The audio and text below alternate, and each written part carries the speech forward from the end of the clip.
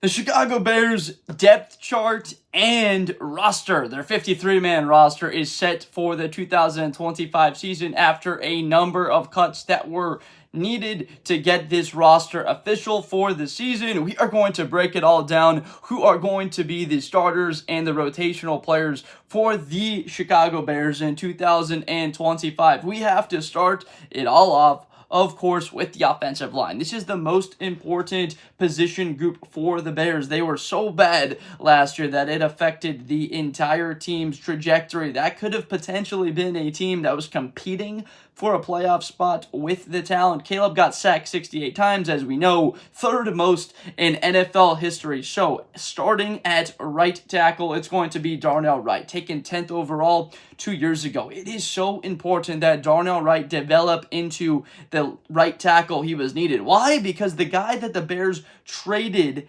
with the Eagles for, they could have taken Jalen Carter, who's on trajectory to be one of the best defensive linemen in football. He might be exactly that this season. They traded back with Philly a pick. They got a 4th rounder, and they took Darnell Wright, the right guard, Jonah Jackson. Now, Jonah Jackson, they bring over for the Rams. He had a little bit of struggles with Sean McVay, an experienced player, and Ben Johnson trusts him, wants him to be that positional player for them and to protect Caleb on that right side, as well as be very effective in the run game. At center, the Bears bring in Drew Dahlman for the Atlanta Falcons, pivotal piece. Bears haven't had a good center. If you think about it, Cody Whitehair had a good season or two, but the Bears have not had a good center since who? Olin Kreutz, a terrific player.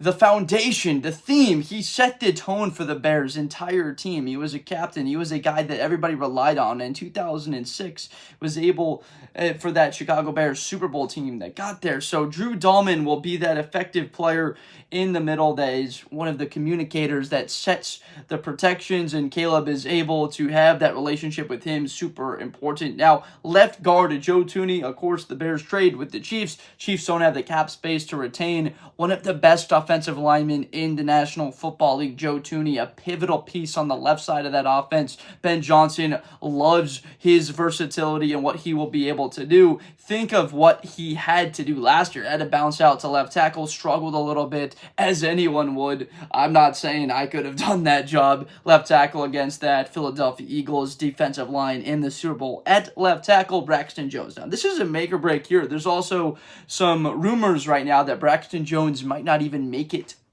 to the season. The Bears might decide to trade. There has been competition. This is the one spot that there has been true competition at. Ozzy Trapillo as well as Kieran Amedaji were competing for that spot. Now, Kieran could fill in at right tackle for Darnell Wright. Ozzy Trapillo, though, looks to be the next man up. A 2-year starter with Boston College, a very effective player there. So I have to say that it is nice that Ozzy Trapillo can be there at left tackle for Braxton Jones. If Braxton Jones struggles, let's say he is playing horribly, that he isn't up to snuff. I know Pro Football Focus had Darnell Wright and Braxton Jones ranked as like a top 10 tackle duo, but if you watch the Bears from a season ago, you know that that is not what they were. Darnell Wright really struggled, and of course Braxton Jones did. Serviceable, sure, absolutely, a guy on a rookie contract, absolutely for cheap, but this is a team that wants to actually be competing for divisions within one of the best divisions in football and be competing for Super Bowls. That's what happens when you have a quarterback 1 overall. You get the new hotshot head coach coming in. That is what the expectation is for the Bears, and that's what their fans want. Now, tight end is very interesting for the Bears. Cole Kmet has been very good. If you look at the touchdowns in the last several seasons since he came into the league, he's top 10 in touchdowns since he came into the league. But the Bears took Holston Loveland 10th overall out of Michigan. For the Midwestern people, you know all about Holston Loveland from Michigan. He was very good. Got banged up last season and didn't rehab that shoulder until a couple of weeks ago, really, but has been active in training camp, looked very good in the preseason. So Loveland has a lot of Bears fans excited, especially Ben Johnson, who loves to have 2 tight ends, 1 running back, DeAndre Swift, in the backfield, and then 2 tight ends, Cole Kmet, Colston Loveland. Now, the knock on Loveland and Kmet is that they are not the best run blockers. We assume that Loveland is going to progress and become the ultimate tight end 1. He's just a more fluid mover than Kmet. Kmet. I'm not knocking Kmet, who had a very good career at Notre Dame, who's been good in the pros, but Loveland is a different level. He looks like a wide receiver the way he moves out there running routes and finding space in the defense and being able to create his own separation at wide receiver. Now, wide receiver 1 is going to continue to be DJ Moore. The Bears brought him in that trade to get Caleb Williams from Carolina, and it has worked out very well. Very good 2023 season with Justin Fields. Last year a bit down, utilizing him more in the screen role. There is a lot of potential with him on the outside with Ben Johnson. Keep using him in screen roles in the intermediate part of the field. Maybe some more deep shots this year. That's not the strength. That's more of Rome Odunze's strength. We saw Rome do it time and time again with the 2 years with Michael Penix Jr. at Washington. A 50-50 ball, more like an 85-15 ball. Rome was catching more contested catches than anybody. Marvin Harrison Jr., Malik Neighbors did not matter. It was Rome Odunze leading all of the leaderboards at the top of it. We need to see that. Even in that Chiefs preseason game, if you saw it, Rome had a 50-50 chance. Pretty good throwing ball, decent coverage, but did not come up with the catch. Next play, he connects with Caleb, and he gets down to 3-yard line. Play after that, they score a touchdown. So it makes you forget very quickly, but if you go back, he had a perfect chance. Earlier in the season, he had a chance to catch a touchdown in the end zone against the Indianapolis Colts. Bears didn't come away with points, scores a touchdown later on in that game. He had opportunities last year that he did not make plays on. We need him to take that next step and be the 9th overall player, be one of the best players in the NFL the next couple of seasons. He's coming in to be one of the best wide receivers in football. That's why the Bears took him so highly. And now the number 3 spot. The Bears took Luther Burden, 39th overall in the 2025 NFL Draft out of Missouri, an all-SEC player. He was fantastic in college in 2023. A down year with Brady Cook getting hurt with the hand, but he's not wide receiver 3 right now. Olamide Zaccheaus is wide receiver 3, who had a good year, 45 catches with Jaden Daniels a year ago, wide receiver 3. So expect Burden and Zaccheaus to be flipping a whole lot of playing time for that wide receiver 3 spot. Now, the big news was Tyler Scott, who did not make the roster. He got released. Bears put capital in him a couple of seasons ago. He did not make this roster, but instead Jahdae Walker, very impressive camp, came away with the game-winning touchdown against the Chiefs. Bears are very high on him. People were talking about him all of camp. Made a big play. He's on this roster and expect him maybe to fill in a couple of roles. If the Bears go empty set, it's not going to be 5 wide receivers. DeAndre Swift, who we'll get to in a second, very good pass catcher.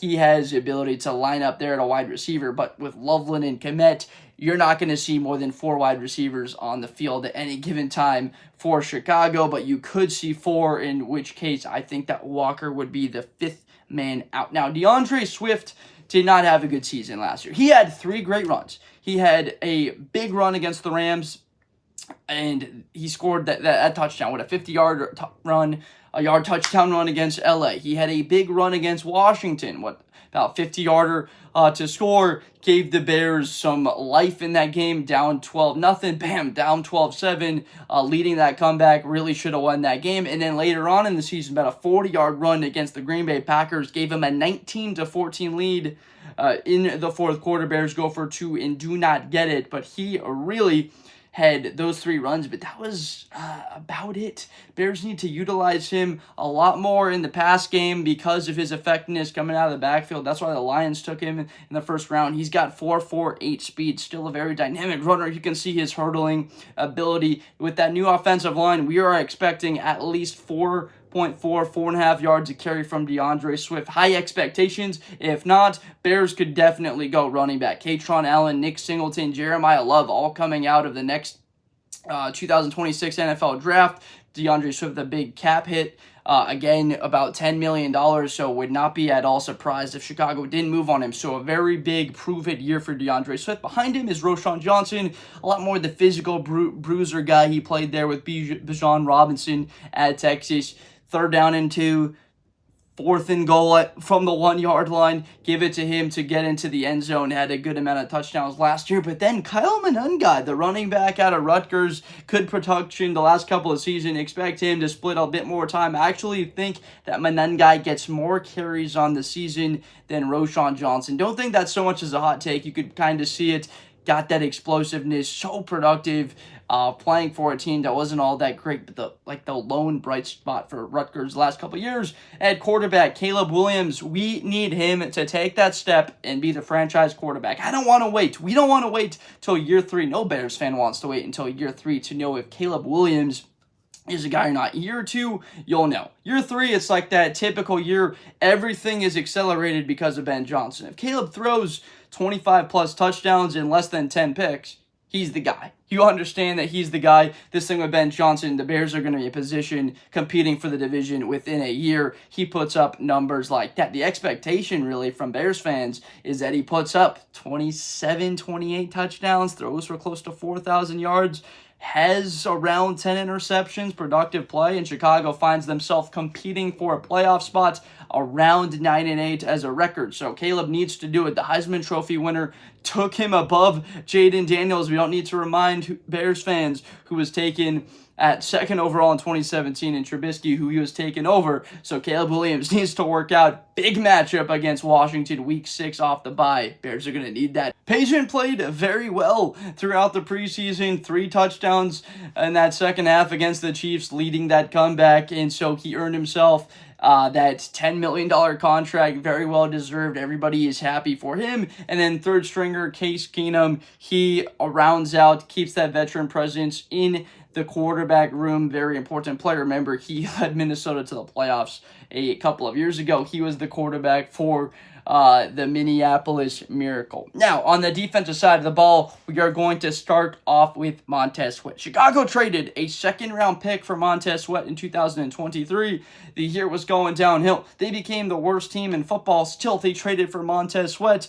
They need him to be a 10+, a double-digit sack guy. 4 forced fumbles, beat an absolute game record because he has not played in 2024. He did not play like even a top 15 edge player in the NFL. They need him to make that move. They brought in Grady Jarrett from the Falcons, a veteran presence, good run stuffer, hasn't really ever seen that many sacks, but bringing in a guy that has been there, that has played in some big football games with Atlanta, another veteran to add that savviness. Gervon Dexter had, 4.5 sacks, 5 sacks in the first 4 games last year, and then wound up with about 6 on the season. They need him to stay healthy, stay on the field, and take that step. It is so important. They cut Zach Pickens. Zach Pickens is no longer on this team, another draft pick. So if that 2023 draft, Tyler Scott, Zach Pickens are gone, doesn't bode well. They need Gervon Dexter to pan out. Dayo Odeyingbo, they brought over from Indianapolis, expecting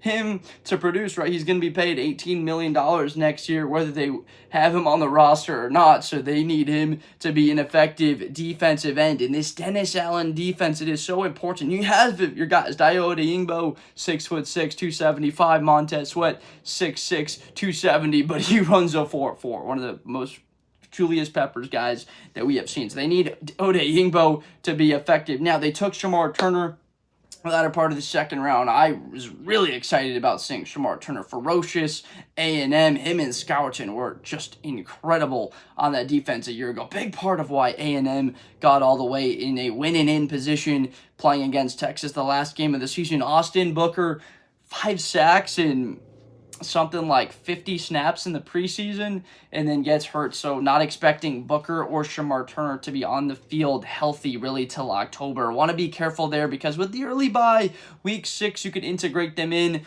fully 100% healthy. Andrew Billings was a big question mark. Was he going to make the roster? Big favorite of Bears fans, but couldn't stay on the field all last year. He is back. Huge run stuffer, 3rd and 2. 2nd and 3. You bring this guy in the field, 1st and 10 to stop the run. Billings is talented, and then there's Dominique Robinson, the other edge guy. Now, we need Tremaine Edmonds. The Chicago Bears need Tremaine Edmonds to play like the guy they're paying him to. They sent away Roquan Smith for a 2nd rounder. They signed Tremaine Edmonds, paying him $18 million a year. Why can't he turn into a top 5 linebacker in the NFL? Play like Roquan. You're paying him like that same amount of money, paying him like Fred Warner money. Can he be the guy that he has always been meant to be? Have 120 plus tackles, but 3-4 interceptions.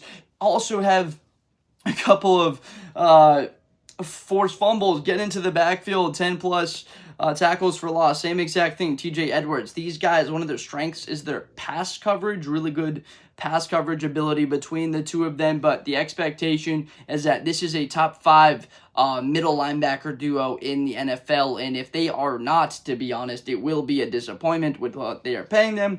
A little bit of depth behind them. You've got Noah Sewell, DeMarco Jackson, Carl Jones, but really, if Edwards and Edmonds stay healthy, they're going to be on the field the whole time. They took Ruben Hippolyte in the 4th round. A lot of people didn't have this kid getting drafted, didn't get a combine invite, but Hippolyte ran like a 4.39 40-yard dash at his pro day. This player is an absolute speedster, and they're going to need to see it from this kid, because if he's on the field in pass situations and they need him with a little bit more bulk, like you're in a set, call it like 2nd and 3 is a perfect example. Our team can run the ball, but you want to also go a little bit heavier to have a linebacker on the field. He's perfect rotating him and Kyler Gordon. That will be the main rotation that they have, because typically it'll be Edwards, Edmonds on the field, Kyler Gordon, and the rest of the secondary. Speaking of Kyler Gordon, he got a great extension, paying him as one of the best nickel corners in football, which it looks like he is, so got to stay healthy. Need to see a couple more splash plays from him, keep that effectiveness in stopping the run, but very good pass coverage guy. Tyreek Stevenson, same exact thing. There are questions whether he would beat out Terrell Smith, who is out for the season, and Stevenson, of course, not even going to talk about the Washington stuff. He needs to play like that 2nd-round pick the Bears used for him, because if he does not, that is just going to hurt them so much. Against Jameson Williams and Amon-Ra St. Brown for Detroit, against Jordan Addison and Justin Jefferson. They won't be seeing Addison week 1. Very good receiving cores. And then Green Bay Packers, Romeo Doubs, Dontavian Wicks, Matthew Golden, Watson. Like, they have all these players in Reed that are talented wide receivers, and they need Stevenson to be that guy to play at a high level. Kevin Byard has been in the league a long time, another veteran. You have to love that this Bears defense has a lot of veterans across it, in the middle of it, in the secondary with Jaylon Johnson, of course, being a top 5 corner. Don't debate that whatsoever. Jaylon is a top 5 corner in the NFL now. And then, of course, we talked about Sweat, Jarrett, Odeyingbo, some a bit more veteran presence. Guys, Odeyingbo on his 5th season, but Jaylon Johnson, one of the best corners in the NFL. So we broke down the Chicago Bears starters for the 2025 season. I hope you enjoyed this. We are fired up. My prediction is that the Bears go 9-8, and they're competing for a playoff spot. A whole lot of teams on the fringe. What is Minnesota this year? First-year starter and J.J. McCarthy. What did the Seahawks look like with Sam Darnold? Does he have some of that magic? What does Arizona look like with Kyler? What are the Cowboys? Do they finally punch it through? What are the Panthers with Bryce Young? A lot of these teams that a lot of people have moving up in the ranks this year. What will Chicago be? I think a pretty good team. We see strides from Caleb's, but see it still being about a year before they truly compete and can maybe overtake the Detroit Lions. But overall, a very good roster. It is ready to win. They certainly could compete for the division if everything bounced their way and everybody stayed healthy and Caleb and Ben turn into an incredible combination, but we will just have to see how it all plays out. Thank you so much for watching. I am a Bears fan, if you cannot tell, but we're going to do a whole bunch more content. College football, NFL, live streams, all of it. Football is so much fun. We're so glad it's back. I am sure you are so excited for it being back too. So make sure to subscribe for more content in the future, and I will see you next time. Da Bears! Best player in college football. That Georgia and Ohio State game, New Year's Eve, is going to be a classic. Josh Blunder, hi everybody, I'm Josh Blunder. To the 40, 35, 30, Espinosa to the 20.